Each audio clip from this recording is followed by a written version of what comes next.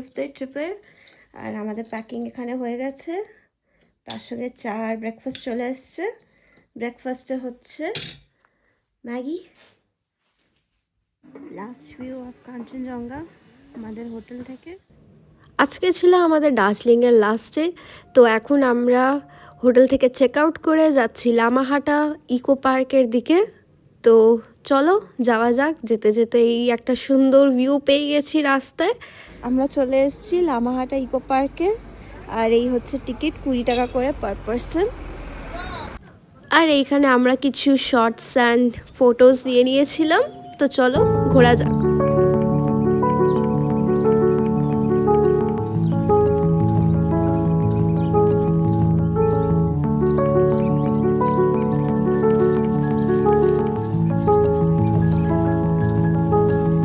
এরপর আমরা এখান থেকে বেরিয়ে গেছিলাম। আর এইটা ছিল আমাদের পার্কিং।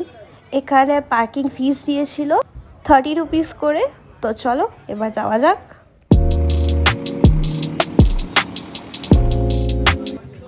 এখন আমরা রয়েছি লাভার্স ভিউ পয়েন্টে।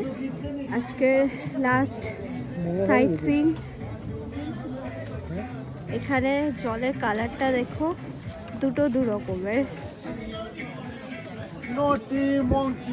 এখানে আমরা 1 প্লেট মোমো নিয়ে নিয়েছি।